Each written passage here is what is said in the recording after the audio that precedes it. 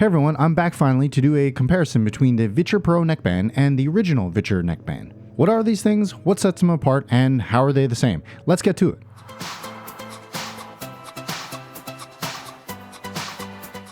As usual, before I start rambling, make sure to check the timestamps below so you can jump around. And also, full disclosure, these products were gifted to me previously in order to do a review for each of the products, but Viture doesn't know about this video and they have zero say in it. Okay, so to start things off, I'm going to talk about the build quality and the overall design aesthetic. Now, if you want a basic overview of what these things do, they already exist on the channel and make sure to check those as well. Alright, so first talking about how these things look and how they feel. They are essentially of the same design, with the original neckband weighing slightly more than the Viture Pro neckband. It's about 24 grams or so, but honestly in the use case, you'll never feel the difference. One of the things that I said in my first impressions video of the Pro neckband is that there's a sleeker kind of reflective design for the Pro neckband, and you'll see that the original has more of a matte finish to it. Personally, I do prefer the original neckband's kind of matte finish over the reflective surface, but I'll talk more about that in terms of the input section. Other than that, the overall dimensions of these things and how they connect to your XR glasses, which would be through the proprietary magnetic connector, are the same. Now, there are some buttons on the original neckband, and the Pro neckband has the camera and infrared sensor. Again, I'll talk about that in the input section. Now, another thing the devices share is this AI assistant, this VIZARD thing. Now, I've played around with a little bit, and what I can say is that on the Pro neckband, it is a little snappier or a little faster, and that makes sense given the more powerful hardware. It's supposed to be able to help you with in-game gameplay tips and things like that. I found that it sometimes works and it sometimes doesn't work. Okay, let me move over now to functionality. What these things do similarly, what they do differently, and what the use case is for them. The first part, which is similar between them, is basically that they work as a Google TV wrapped around your neck. No, not like that. Let's focus here, guys.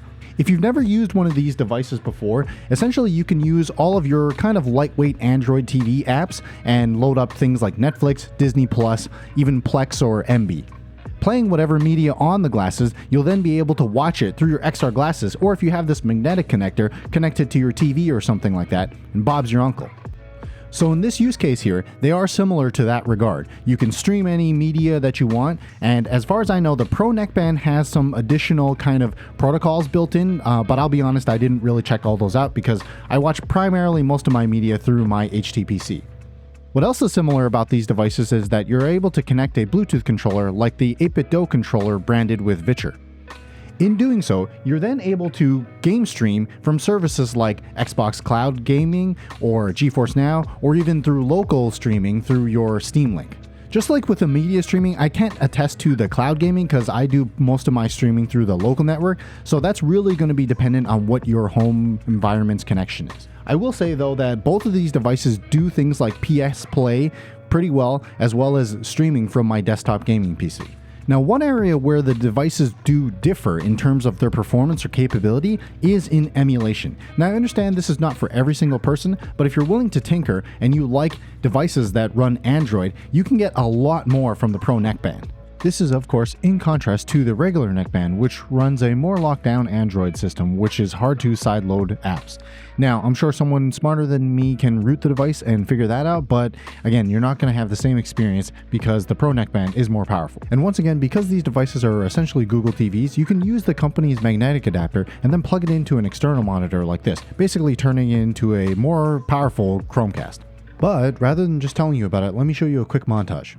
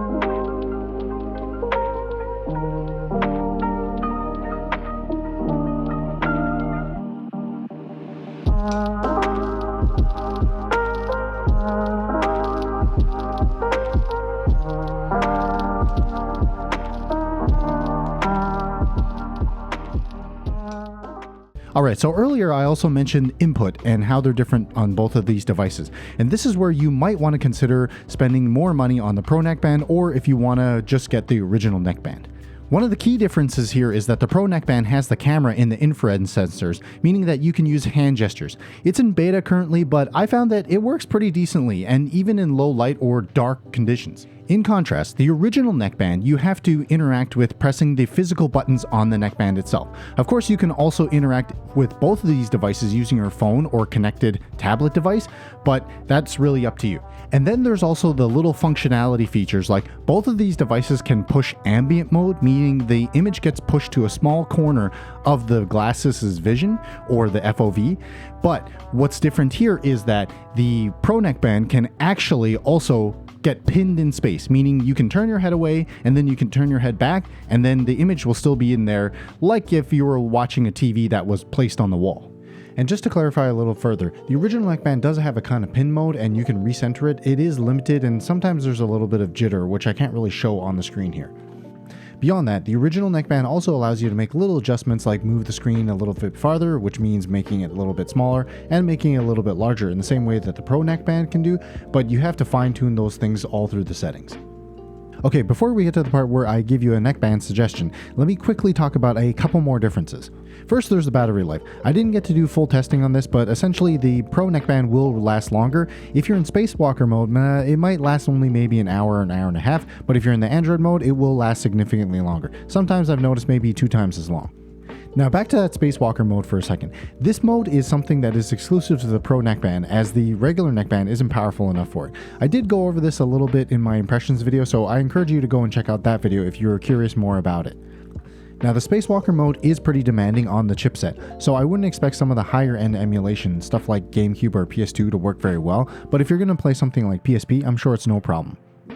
Now the last feature for the spacewalker mode is this immersive 3D. It is not yet available, and I'm not one to encourage purchase of a product for a feature that's not yet available, but I have tested this on my desktop PC as well as on my Legion Go, and it's an absolute game changer. Unfortunately, I can't show you what that looks like on here because you can't really capture 3D video or pictures on a 2D screen. But let me just say that if they can nail this, I think that the Pro Neckband will be a must-have. I already think that the Viture ecosystem is the best one out there, but of course, that's my opinion.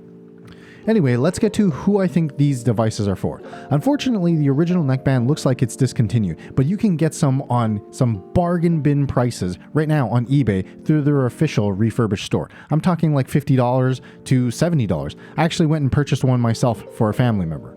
If you can get one of these original neckbands for $50 to $100, I think this is a great buy because you'll be able to stream all of your movies and stuff, as well as stream games either from the cloud or locally. As for the Pro Neckband, which might be the only available model at the time that you're watching this, I personally think that the base model with the 128 gigs of storage as well as the 8 gigabytes of RAM is probably going to do it for most people, but if you do want to put all of those emulators on there, maybe even emulate while you have multiple windows up, the more expensive version might be the one for you.